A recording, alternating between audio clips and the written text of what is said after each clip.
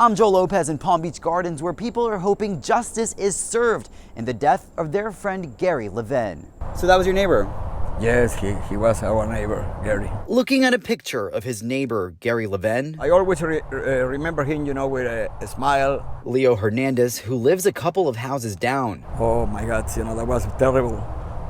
We couldn't imagine, that it could have happened. Hopes the indictment of Matthew Flores, who is facing first-degree murder charges of his neighbor, brings closure to all who knew him. Finally, they get something positive, out of that very terrible news.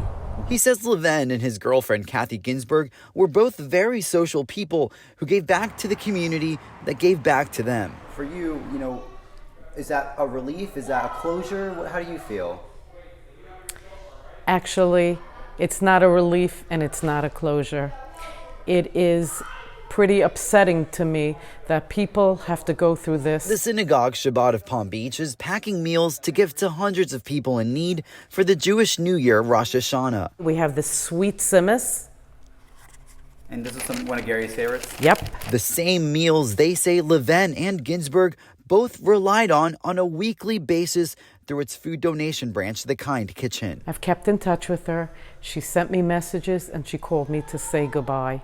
And she says, I wish you were up north where I'm going to. The synagogue says they helped pay for a portion of the funeral expenses for their friend Levin and are now praying for loved ones during these next steps. So it's unclear if prosecutors are going to seek the death penalty. Do you think that that's what he should get?